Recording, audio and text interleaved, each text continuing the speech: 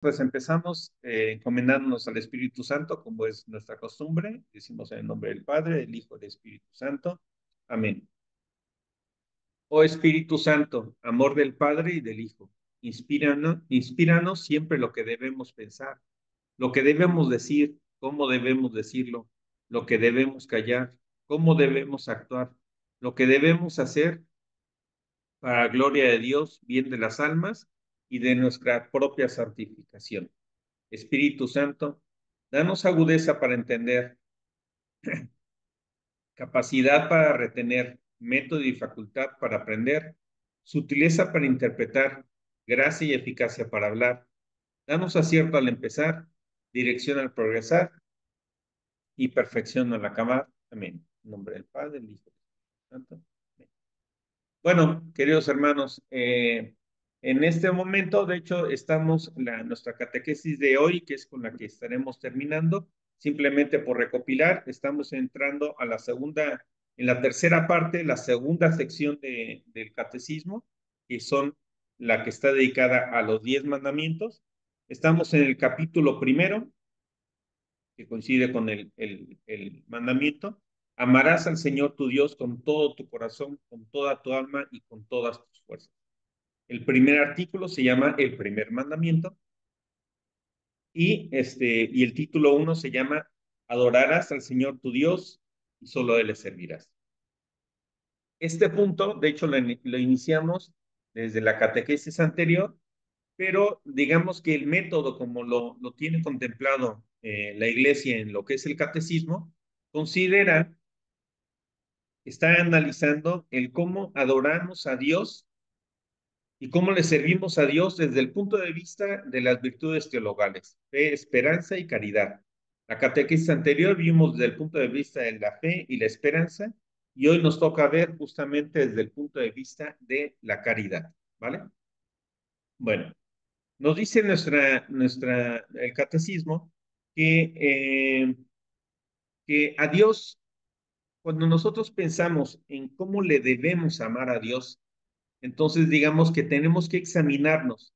O sea, siempre que nosotros pensemos si hemos incumplido o no en el primer mandamiento, tenemos que pensar desde el punto de vista acerca de los apegos y los amores que nosotros tenemos, ya bien hacia las cosas, hacia nuestra vida o hacia las personas, hacia otras personas. Nos dice justamente el catecismo, como muchas veces lo estuvo predicando Jesús, que el único amor efectivo, el único amor válido es aquel que es el amor a Dios. A Dios que ya estaremos viendo por razones de justicia, por razones, esta vez nos toca justamente de pensar desde el punto de vista de la caridad, del amor, y sobre todo porque es el mayor acto de justicia, o sea, aquel que por amor nos creó, nos corresponde a nosotros devolverle ese amor queriéndolo también, ¿no? Desde el punto de vista de amor. Entonces, nos dice el catecismo que lo que nosotros tenemos que esperar siempre es que nosotros, y nos pide inclusive, que también lo veremos desde el punto de vista de la oración, pero que en este examen que tenemos que hacer acerca de el amor de Dios o el amar a Dios desde el punto de vista de la virtud de la caridad, tenemos que pensar que cuando nosotros hagamos oración, siempre pidamos que nosotros querramos lo que Dios quiere para nosotros y esperar todo de aquel que lo es todo para nosotros, que es Dios, ¿no? ¿Cuántas veces, de hecho, recordamos muchas ocasiones que Jesús decía que él, por ejemplo, en algunos pasajes en el Evangelio venía a decir que él venía a poner guerra y división y separar padres con hijos, hermanos entre hermanos y demás, y eso decía que es a lo que él había venido, ¿no? Obviamente, no, una mala interpretación de eso podría pensarse que Dios venía a dividir. No, no venía a dividir, sino que sí que él quería ser enfático en que lo más importante que nosotros tenemos que hacer por encima de cualquier amor, por encima de cualquier apego que nosotros podemos tener, es el amar a Dios, A Dios es al primero que nosotros tenemos que amar y es al único con quien tenemos que tener el más fuerte vínculo, ¿no? Amar a Dios sobre todas las cosas. Entonces, nos dice, por ejemplo, en ese pasaje de la Biblia. De hecho, hay quienes han buscado diferentes interpretaciones. Recordemos en aquel pasaje donde nos cuentan los evangelistas que estaba Jesús reunido con los discípulos. Entonces, estaba en una casa y estaba conversando y hablando con ellos. Hay quienes interpretando decían que María se preocupaba por la seguridad de él o por las cosas que le estaban pasando. Entonces, como que quería buscarlo para de alguna forma, pues hacer como una reprimenda o pedirle que tuviera cautela en algo, o algún tema de esto, ¿no? Y sin embargo, lo que Jesús le dice es, él hace una de esas respuestas un poco extrañas, ¿no? Que le dicen a Jesús, oye, está allá afuera tu madre y tus hermanos y te buscan, ¿no?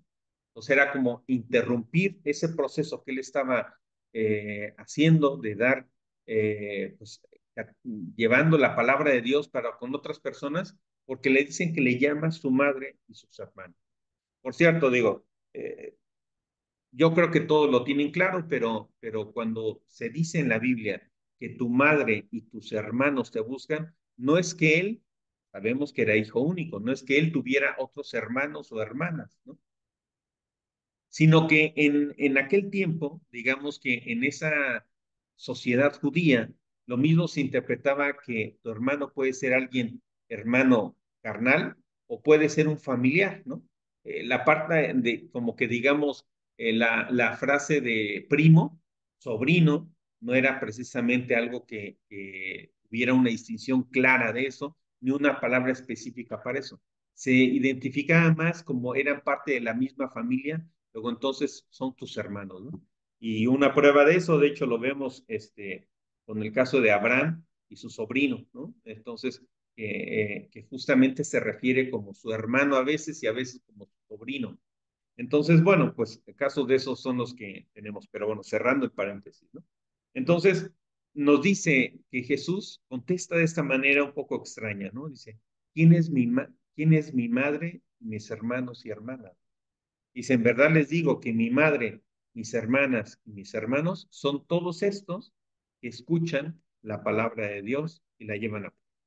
Eso es lo que dice. Uno puede parecer, oye, puede parecer que muy severa, muy fuerte su respuesta, ¿no? Porque pareciera como que está negando a su madre, pero no se refiere a eso, ¿no? Evidentemente él se refiere a que es el que está haciendo esta muestra de que lo que es el amor más grande que se debe tener es para con Dios mismo. Entonces, hacia Él tenemos que llevar todos nuestros deseos, todas nuestras apetencias. Vamos, que como dice el catecismo, que siempre nosotros pidamos querer para nosotros lo que Dios quiera para nosotros. Por supuesto que se vale pedir cosas, ¿no? Se vale de que nosotros digamos, Dios, ayúdame con esto, aquel problema, o con una serie de cosas. Por supuesto que se vale, ¿no? Pero hay que, digamos que tener en cuenta que Dios nunca se equivoca y solamente siempre nos va a mandar todo aquello que sea lo mejor para nosotros. Entonces, pidámosle a Dios en nuestras oraciones justamente que querramos todo aquello que Él quiera para nosotros. A veces puede ser que no lo entendamos, a veces puede ser que no sepamos. Y bueno, pues justamente en la medida que nosotros ahora vamos aprendiendo y vamos conociendo más a Jesús, pues podremos ir teniendo ese vínculo, esa relación entre dos personas. Está claro que aquí decíamos que estamos viendo adorarás al Señor tu Dios y le servirás desde el punto de vista de la caridad, ¿no? Entonces, desde ese punto de vista, lo que tenemos que pensar es que justamente es con ese ánimo, con esa idea, es con la que tenemos que ver todas las cosas. No se puede, siempre dice, no se puede amar a aquel que no conoces, eso es evidente, ¿no? Por esa razón es tan enfático el catecismo en que tenemos que centrarnos en conocer a Dios, en que en la medida que lo conozcamos, pues lo amaremos más, ¿no? y eso nos va a llevar a orar más y entonces a amar más, pero bueno, ya lo estaremos viendo. Pero bueno, justamente es por fijar este punto. Y hablando de este tema y este camino en que en la medida que amamos y conocemos más y cuando conocemos más, adoramos más, entonces aquí nos hace el catecismo como una reflexión. Hay una parte muy importante del Evangelio donde Jesús, los evangelistas describen que Jesús les hizo una pregunta a los discípulos. Y esto justamente es tan importante justo en esta parte del capítulo. Él les dijo, ¿y quién decís vosotros que soy yo? ¿Quién decís vosotros que soy yo? Esa pregunta, querido hermano, querida hermana, esa debemos preguntarla a nosotros también para nosotros mismos. Jesús te la hace a ti, a cada uno de nosotros. ¿Quién dices tú que es Jesús? ¿Quién es Jesús para ti? Entonces, en la medida de que tú veas realmente, si tú dices, ah, es que para mí es lo más grande, lo más importante en mi vida, la, o sea, por eso hay que tener cuidado con lo que se responde, ¿no? Si tú dijeras eso, la siguiente pregunta es, ¿de veras, eres consecuente con eso? O sea, tus actos y tus acciones de verdad llevan a que lo más importante para ti es Él. Porque si lo más importante para ti no es Él, pues es que a lo mejor tenemos otro problema, ¿no? Entonces, por eso nos habla de que nosotros nos busquemos y nos preguntemos siempre en dónde están nuestras apetencias, en dónde es donde nosotros tenemos como que enraizadas esas querencias, esas cosas que nos agarran mucho a la realidad. Y seamos sinceros, ¿no? Porque si no partimos de la base de ser totalmente sinceros en aquello que tenemos, queridos hermanos, es que nunca vamos a poder avanzar, ¿no? Entonces, partiendo de una base segura de saber realmente qué es lo que nos ata en esta vida, podemos empezar a encontrar el camino para llegar a Dios justamente. ¿Qué nos ata? ¿Dónde están nuestros arraigos? ¿En el dinero? ¿En las personas? Unos pueden decir, es que para mí, realmente mis hijos lo son todo, ¿no? Mi marido, mi esposa, mi novia, mi novio, mis padres, no sé, o sea, digamos que alguien puede decir lo que más está, más importante para mí, a lo mejor es que no es Dios, es que tenemos esa vida terrena muy normal, pero, pero no pegada a Dios, donde las cosas, en el fondo, lo más importante, ¿dónde está? ¿Dónde está eso que es lo más importante? Algunas de ustedes seguramente sabrán que, bueno, pues yo también he estado estudiando justamente el caso de las apariciones y la tilma de la Virgen María, de la Virgen de Guadalupe. Pues a mí la verdad es que no saben cómo me maravilla, cómo me llama, me asombra justamente ese espíritu que tenían aquellos primeros misioneros que llegaron a América, ¿no? Totalmente convencidos, totalmente llenos de fe de que iban a ganar al mundo para Dios, ¿no? Esos misioneros, esas personas que se iban como Francisco Javier, los jesuitas en todos ellos en su origen, aquellos dominicos, aquellos franciscanos, que tenían ese fervor tan grande por ganar muchas almas para Dios mismo, ¿no?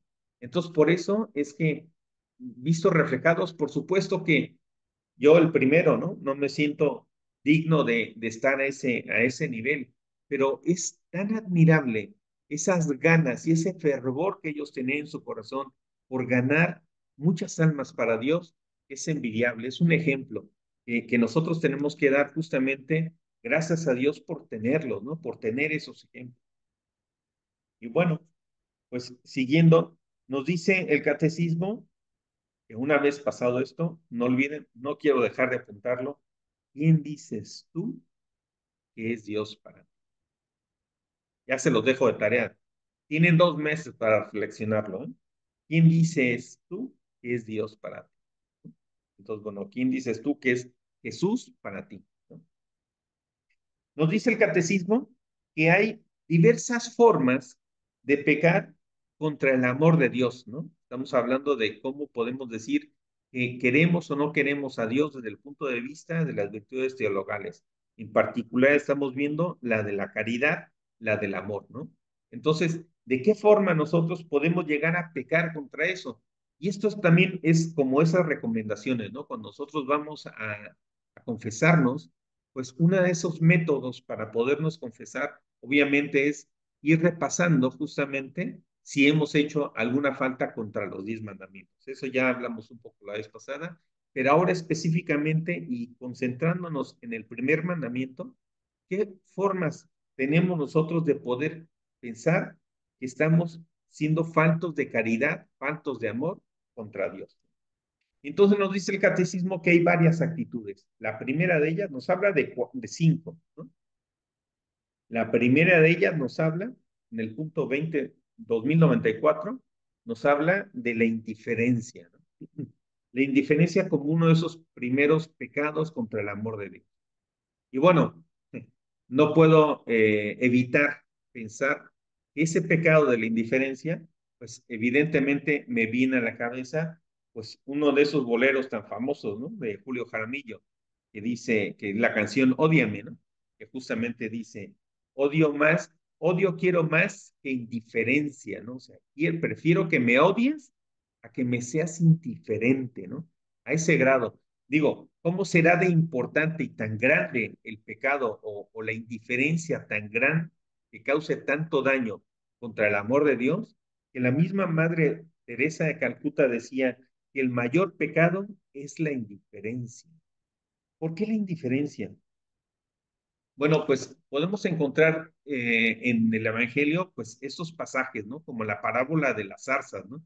Bueno, la de las semillas que se esparcían por el camino, que crecían por donde había tierra no profunda, o aquellas que crecían entre las zarzas, ¿no? Esta parte de las zarzas a mí me gusta mucho. Dice la parábola que unas semillas cayeron entre las zarzas y fueron creciendo, ¿no? Pero a la par que crecían, perdón, iban creciendo, iba germinando la semilla, pero a la par que iba germinando y creciendo la semilla, también crecían las zarzas, ¿no? Y al final las zarzas crecieron tanto que ahogaron a las semillas y murieron, ¿no? Esta imagen es tan interesante para llevarla a nuestro campo, ¿no? A nuestras vidas. ¿Cuántas veces no nosotros convivimos con el mundo que nos rodea? Que muchas de las veces esas ideas, esas cosas que pasan alrededor de nosotros, nosotros decimos, esto no va conmigo, esto no me importa, ¿no? Y entonces esa semilla del amor tan grande que teníamos en nuestro corazón por Dios, entonces se va apagando porque nos dejamos llevar o dejamos que las cosas que pasan alrededor de nosotros ahoguen justamente esa semilla del amor de Dios. Y al final terminamos desapareciendo, ¿no? Justamente ese amor de Dios para nosotros mismos. Entonces, qué importante, ¿no? Es esta imagen de la zarza. Hoy en día, en nuestros tiempos, es muy común, por ejemplo, el relativismo, ¿no? Esa es una de esas zarzas, ¿no? ¿Qué es el relativismo?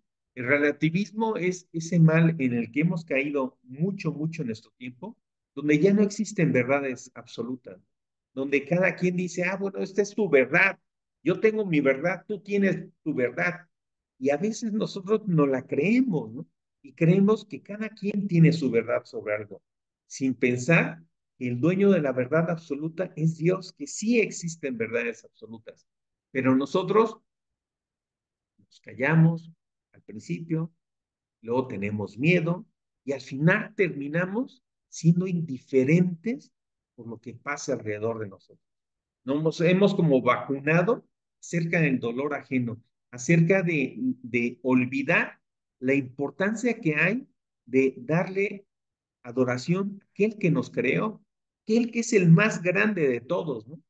Entonces, bueno, pues por eso podemos pensar a tener esa idea, ¿no? Si somos nosotros indiferentes ante Dios, porque entonces estaríamos pecando justamente contra el amor a Dios, ¿no? El amor que le debemos a Dios. Ese es el primero, ¿no? El segundo nos habla de la ingratitud. Entonces, bueno, la ingratitud nos dice el catecismo que omite. o se niega a reconocer la caridad divina y a devolverle amor por amor. O sea, ¿cuántas veces no decimos en los dichos que nosotros tenemos que amor con amor se paga? No existe otra moneda de cambio, no existe una forma que nosotros podamos poner una cantidad de dinero hacia lo que es el amor. El amor auténtico, el amor real, solo se paga con una única moneda, que es el amor. El amor, por supuesto que para todo, ¿no? Pero cuando es hacia nuestro Dios, pues qué más grande, ¿no? Qué más importante. Amor con amor se paga, ¿no? Y por contra, obviamente nosotros podemos llegar a pensar que, que esta ingratitud la podemos tener, quizá tal vez es curioso, ¿eh? Pero muchas de las veces podemos llegar a pensar que esta ingratitud muchas veces se da en mayor grado con aquellos que tenemos más cercanos. O sea, imagínense, si ya, imaginando el caso de una madre para con sus hijos, los hijos para con los padres, donde ya se ha formado como una costumbre de que los padres tienen una serie de atenciones y cuidan a sus hijos en determinadas cosas y les procuran, si están enfermos, los cuidan, si van a la escuela, los llevan, están pendientes. Imaginemos esa figura, ¿no? Pero es que el hijo, a través del paso del tiempo, ha creído que todo esto es obligación y deber del padre. Y ha dejado, ya ha borrado de su mente el ser agradecido para con esos padres por todo lo que está recibiendo. Y peor aún, piensa que es obligación de los padres, ¿no? Entonces, y por esa razón borra completamente cualquier gesto de agradecer a aquellos que le están brindando y dando esas atenciones, ¿no? Entonces, qué mal estamos en ese tema, ¿no? Por esa razón, queridos hermanos, es que nos habla de la ingratitud, ¿no? De ese punto. Ahora imaginen, si nosotros, por ejemplo, podemos llegar a actuar entre nosotros con ese nivel de ingratitud para aquellas personas que nos han llenado de servicios o de atenciones, pues ¿cómo no vamos a hacer lo mismo para con Dios, no? O sea, yo, por ejemplo, la verdad es que cada que puedo tengo oportunidad, salgo por las mañanas y salgo a caminar. No saben lo bonito y lo fantástico que es ver el amanecer de un día, el ir caminando por el camino, el estar abierto, a escuchar los pájaros que van cantando, que van trinando, el ver el verde de los árboles. O sea, hay tantas cosas tan maravillosas, queridos hermanos, que están ahí alrededor de nosotros y que Dios nos ha dado para nosotros. Es esta misma figura del Padre para con los hijos. Y como lo vemos todos los días, como todos los días vemos que hay nubes en el cielo, hemos dejado de maravillarnos y hemos dejado de agradecerle a Dios por todos esos tipos de regalos que todos los días tenemos y que además es tan generoso que sale para todos, para buenos y malos. Pero nosotros no somos, o sea, no deberíamos ser así de ingratos. Por eso nuestras oraciones y siempre que nosotros nos examinemos en el amor, nunca jamás deberíamos de perder de vista el ser agradecidos para con todo lo que Dios nos da cada día, todos los días, porque estamos aquí, porque respiramos, porque estamos ahí en la batalla, ¿no? Ese es justamente el caer en ese mal de la ingratitud. El tercero, nos dice el catecismo, nos habla de la tibieza. La tibieza, que dice que es una vacilación o negligencia a responder al amor divino, es decir, implica la negación a entregarse al movimiento de la caridad, es decir, que nosotros dudamos, ¿no? Ante algo que nosotros recibimos como un bien, nosotros dudamos si responder a Dios con ese amor y ser recíprocos con ese amor que Él nos ha dado.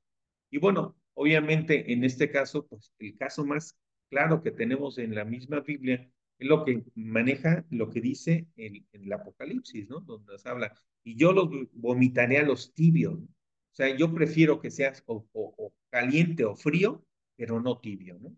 Porque el tibio es ese timorato, es aquel que dice, bueno, yo sí te entrego, Señor mío, todo lo que yo tengo, pero pero me dejas esto, pero me guardas esto, pero, por ejemplo, yo te entrego toda mi familia, pero no toques a mis hijos. O sea me entrego todo, pero con límites, ¿no? Con ciertos límites. Entonces, esa tibieza de decir, de no aventarse completamente, o bien a una causa, ¿no?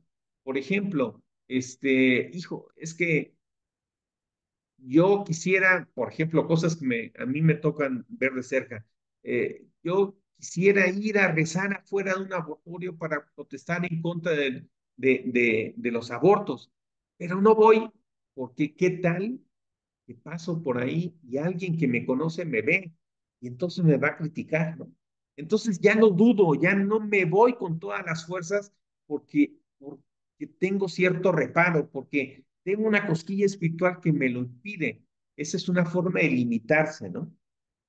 De no dejarle a Dios lo que es de Dios. Es como también una forma de no desprendernos de esos apegos que nosotros tenemos hacia la fama personal, ¿no? Por ejemplo, lo que yo decía. En fin, es como pactar con nuestros propios pecados, ¿no? Consentir, sí, o sea, sí, Señor, yo te doy todo lo que yo soy, pero esto no, ¿no? O sea, esto me lo guardo. O sea, esa es la tibieza de corazón.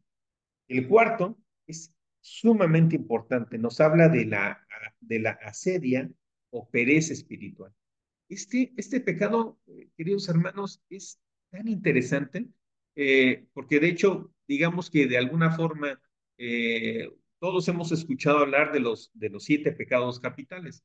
Es importante que sepamos que, por ejemplo, en la Edad Media se hablaba de un octavo, que era justamente la asedia.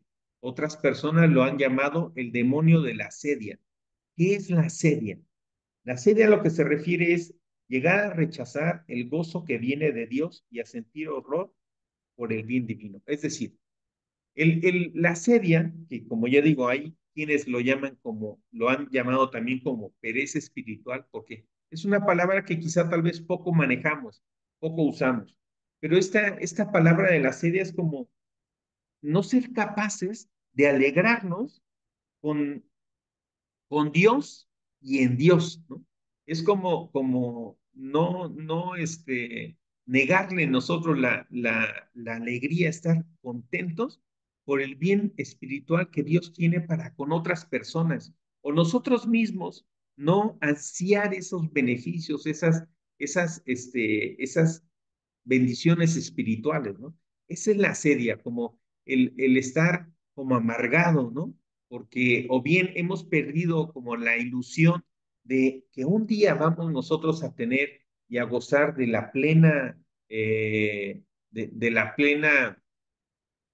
gozo con Dios, estando en el camino de resurrección de Dios, hemos perdido esas ganas de estar para con Dios en el último día de nuestros tiempos, que ya no me lo pregunto, ya no lo disfruto.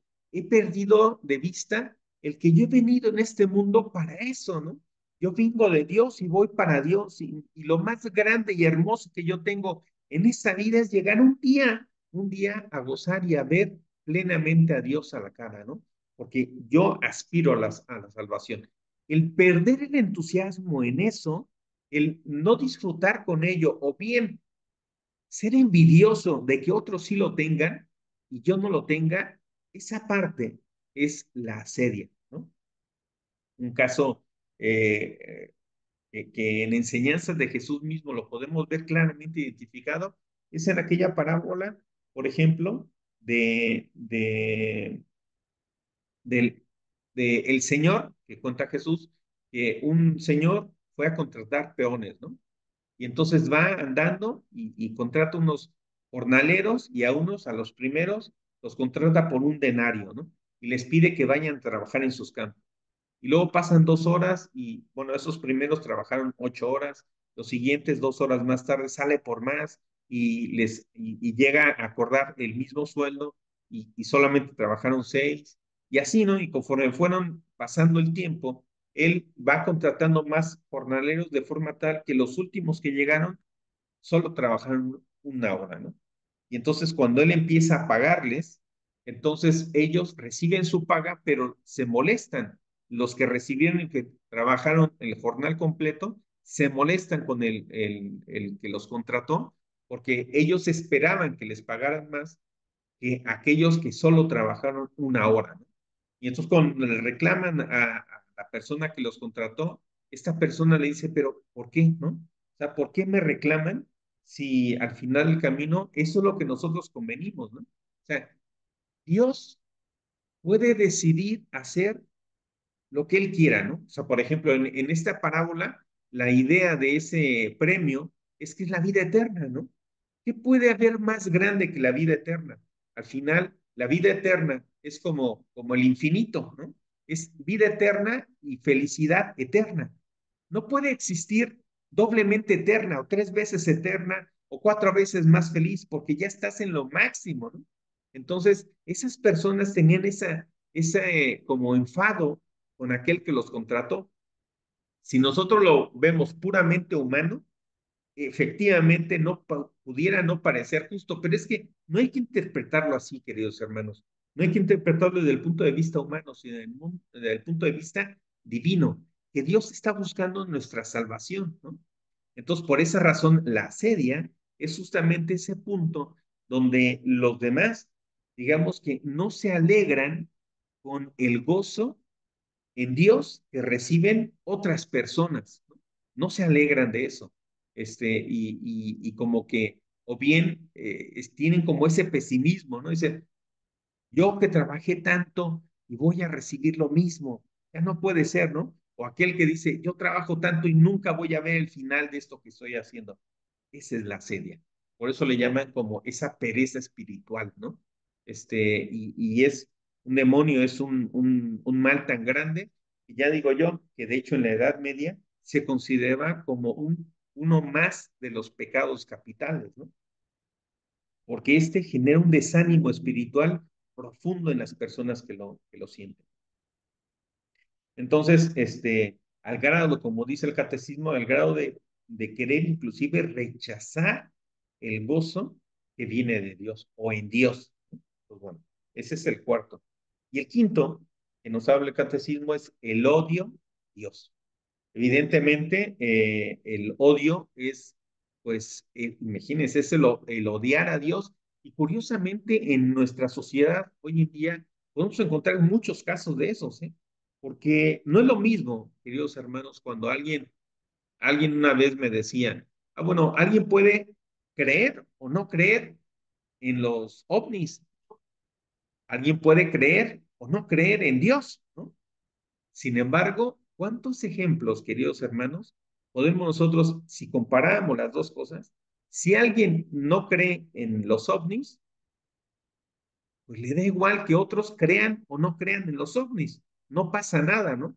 Pero no es lo mismo cuando nosotros vemos que alguien crea o no crea en Dios, porque muchas de las veces, pero muchas de las veces, lo que nosotros vemos en la realidad es que aquel que dice que no cree en Dios, no toma esta posición de que le da igual lo que hagan los demás, no, sino que lo que hace es que ataca, o sea, no cree, pero ataca a aquellos que creen en Dios. Y ejemplos de esto nosotros los vemos muchos en nuestra sociedad hoy en día, en gobiernos, en sociedad, de mucha gente que es realmente hostil a la religión. Porque si no crees, pues te da igual y deja hacer que los demás hagan o crean lo mismo, porque se supone que se respetan las ideas de unos y otros. Pero aquí no. O sea, con Dios como que existe este especial odio por Dios, ¿no? Entonces, cuando nosotros nos ponemos a preguntar por qué la gente tiene ese odio a Dios, entonces podemos encontrar cosas muy interesantes, ¿eh? Dentro de los que analizan justamente el catecismo, dicen, bueno, es que este odio a Dios tiene su origen en el orgullo, ¿no? En que oponen a que ellos se oponen a la bondad, a la bondad de Dios que Dios da a los demás. Es decir, no pueden ellos estar felices pensando que las otras personas están felices porque creen en Dios, ¿no? Porque en Dios se encuentran toda la fuente y la razón de ser de su alegría.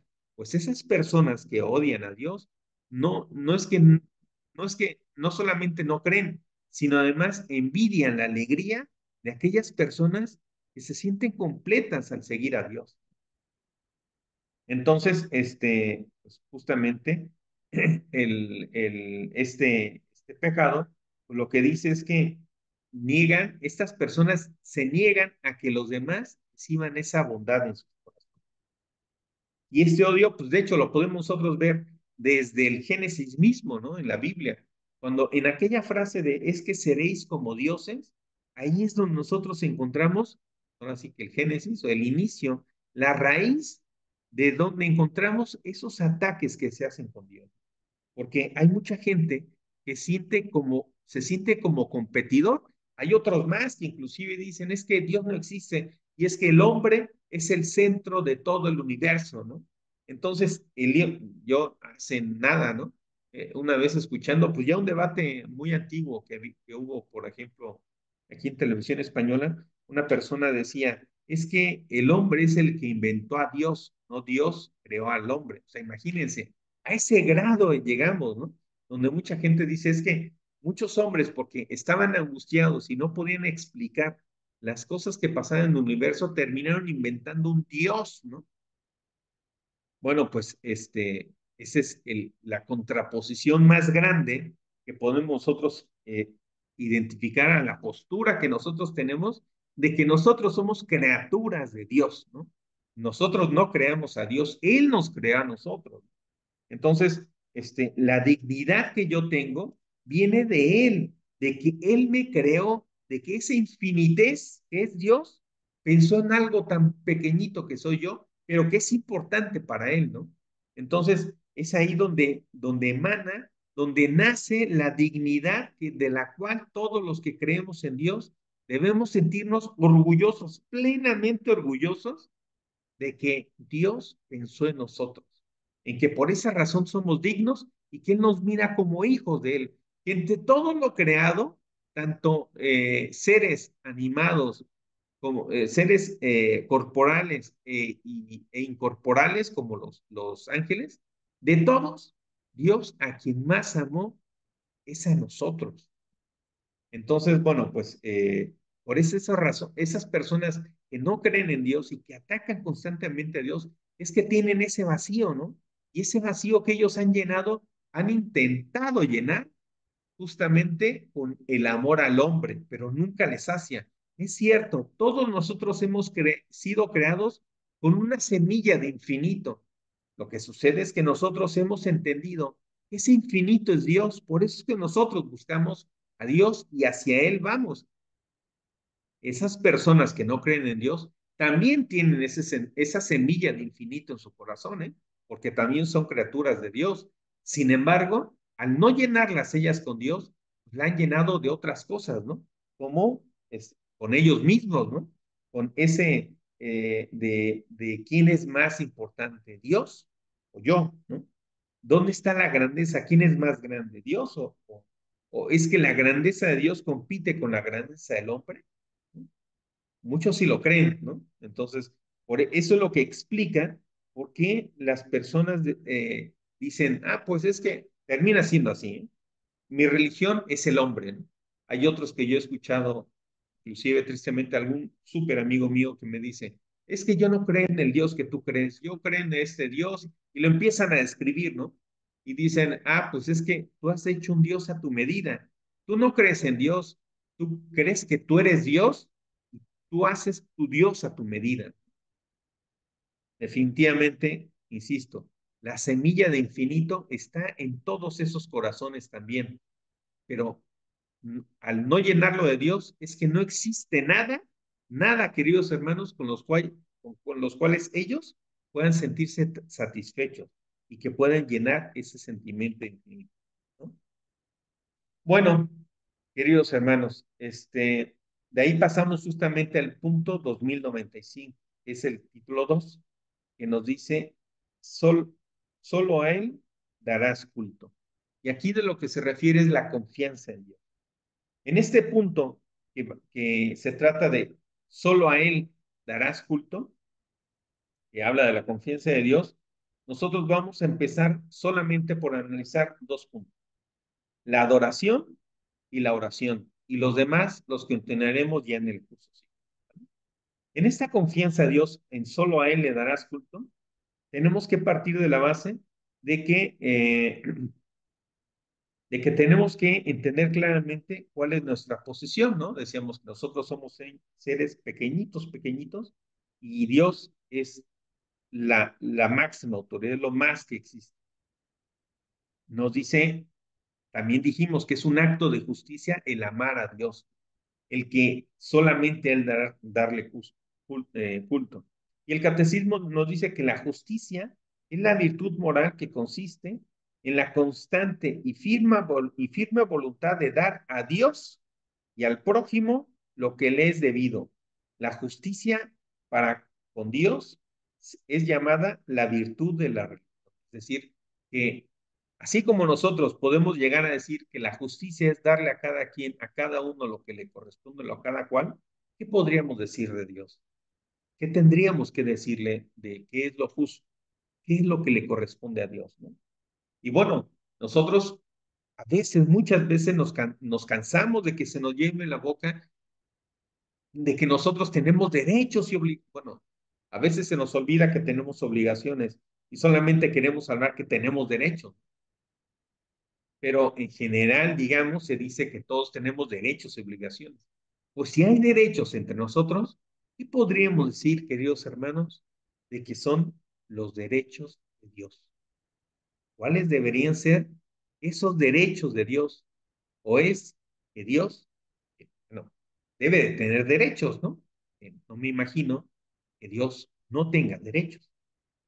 Nos dice el catecismo que Dios tiene derecho a ser creído, ser adorado y tiene derecho a ser amado y respetado.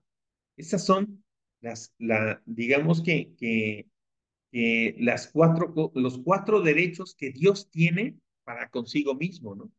Lo repito, a ser creído, ser adorado, tiene derecho a ser amado y a ser respetado, ¿no? Por esa razón nosotros identificaremos que muchas de las veces que hay infracciones o pecados contra este primer mandamiento, lo podemos también examinar desde este punto de vista. Si nosotros hemos violentado los derechos de Dios mismo, no lo hemos querido lo suficiente, si no le damos culto, si no lo amamos o si no lo respetamos a él, a las cosas de Dios, ¿no? Podemos encontrar una cantidad muy grande de sacrilegios.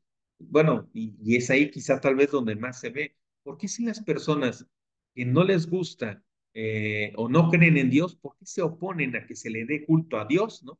Porque casos de esos podemos encontrar muchos, ¿eh? Pero bueno, podemos pasar aquí días hablando de ese tipo de cosas, ¿no? Bueno, pues nos dice justamente el catecismo, el primer derecho de estos que tiene Dios es la oración, ¿no? Tiene derecho a ser adorado, ¿no? Ese es el primer acto y el primer derecho que debemos reconocerle a Dios. Que Él, teniendo claramente que nosotros lo reconocemos como Dios, como el creador y salvador, y que es dueño de todo lo que existe, que tiene un amor infinito y misericordioso, entonces nosotros, por eso, vemos y debemos adorar a Dios.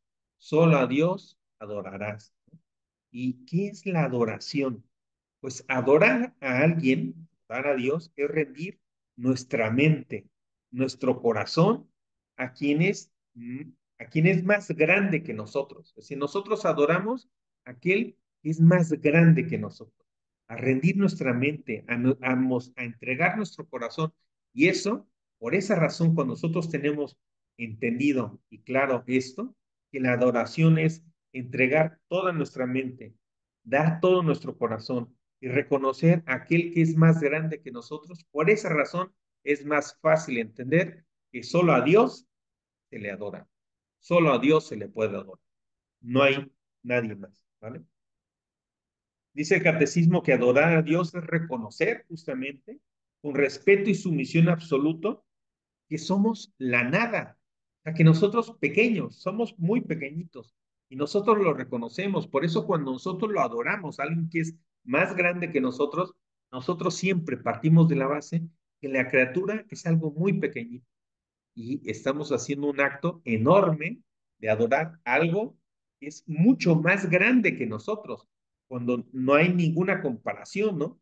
Es que aún la comparación entre un elefante y una hormiga, o sea, se queda muy corta, porque Dios es en tamaño mucho más grande, ¿no? Hay una canción que me encanta que dice que Dios es tan grande, que no puedes estar arriba de él, tan bajo que no puedes estar abajo de él, tan ancho que no puedes estar afuera de él. Dios, así es el amor de Dios, ¿no? Es infinito. Y nosotros no somos infinitos, somos finitos, ¿no? Y entonces, por esa razón, tenemos que entenderlo y así adorar a Dios, ¿no? Y luego la siguiente también nos habla de que, por tanto, es justo que nosotros hagamos oración, ¿no? Y otra vez en este punto, el catecismo nos vuelve a remitir desde la parte de las virtudes, ¿no? Desde pensar en la relación que existe entre la oración con las tres virtudes teologales, fe, esperanza y caridad, y cuál es la relación que existe de la oración con estas tres virtudes. Bueno, evidentemente, quizá también la primera relación con la parte de la fe, pues es quizá tal vez muy clara, ¿no? Pero bueno, tenemos que tener muy claro, y ese es antes de entrar a cada una de ellas, nos dice el catecismo, que la oración de alabanza y acción de gracia, de intercesión y de súplica son diferentes oraciones que nosotros podemos hacer, ¿no? La oración de alabanza, de acción de gracia, de intercesión o de súplica, todas estas son tipos de oración válidas, ¿no? Nos dice que la oración es una condición indispensable para poder obedecer los mandamientos. O sea, si nosotros no buscamos hablar con Dios, si no nos examinamos en las faltas que tenemos a esos 10 mandamientos, seguramente los vamos a incumplir. Por esa razón es que es fundamental. Aquel que no ora termina por no querer a Dios. Por eso nos dice que es preciso orar, ¿no? Y hoy orar, de hecho decía, Jesús lo dice en Lucas 18, dice, es preciso orar siempre sin desfallecer. Y casos como estos, nosotros vemos esas reprimendas que Jesús le daba a sus discípulos, por ejemplo, cuando él se fue a orar y que estaba realmente sufriendo, y al regresar veía a sus discípulos pues dormidos, ¿no? Por eso le decía, despertar y levantaos y orar y acompañarme a orar. Por eso Jesús ahí decía, es preciso orar siempre sin desfallecer. Es decir, inclusive puede ser que cosas tan importantes como, por ejemplo, el ayuno, que son sumamente importantes, sí lo son tan importantes, pero nunca Jesús se expresó de él, sí como lo hizo con la oración. Es preciso orar siempre sin desfallecer, es lo que decían, lo que nos dicen en Lucas.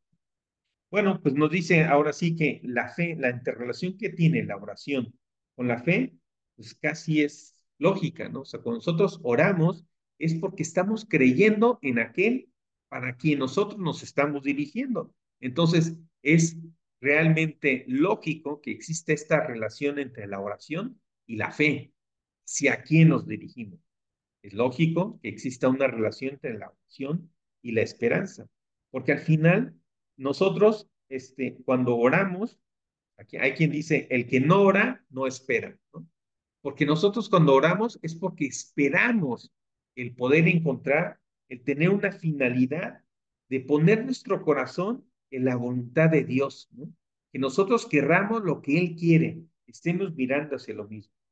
Pero sin lugar a dudas, yo nuevamente vemos que la relación que existe entre la oración y la caridad o el amor es la más importante sin lugar a dudas, porque esta relación entre la oración y la caridad o el amor es justamente la que establece una relación entre dos personas, ¿no? Entonces, ¿cómo puedo yo comunicarme con esa persona? Pues a través de la oración. ¿Cómo puede ser que yo pueda, a la hora que oro, y ya lo veremos en la cuarta parte del catecismo, pero ¿cómo puedo yo orar, hablar con Dios, ¿no? Pues hay muchas formas y quizá tal vez cada quien tiene su método, ya sea cerrado o abierto, pero unos dicen un buen ejemplo, un buen inicio, es reflexionar las lecturas del día y reflexionarlas y orar en ellas. Entonces, al final, esa es la palabra que Dios nos llega, ¿no? Entonces, por eso es que es tan importante esta relación entre la oración y, y el amor.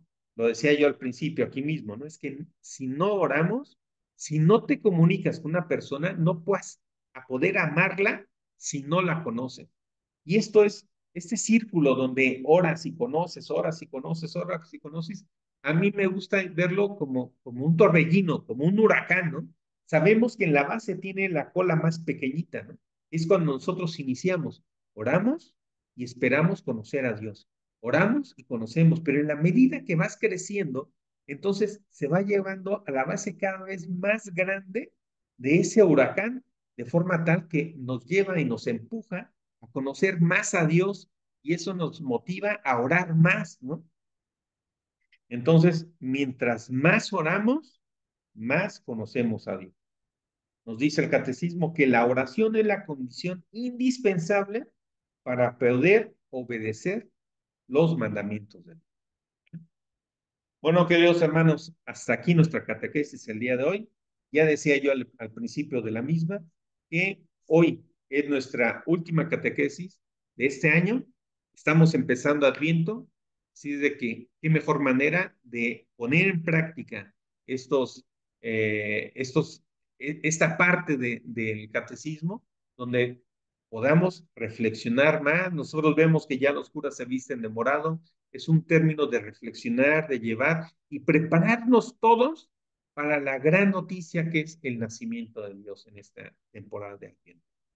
Entonces, bueno, preparémonos todos y estemos ahí felices, ansiosos, con esa expectativa de que Dios vuelva a nacer en nuestro corazón. Preparemos nosotros para ese camino. Y como decía, hoy terminamos, a partir de la semana del 3 de febrero reiniciaremos nuevamente, pero ya con la segunda parte de esta tercera parte de la parte 3 del catecismo, ¿vale? Entonces, bueno, queridos hermanos, hasta ahí dejamos abierto para cualquier comentario, dudas, inquietudes o aportaciones que cada uno de vosotros queréis dar. Bienvenidos, ¿vale?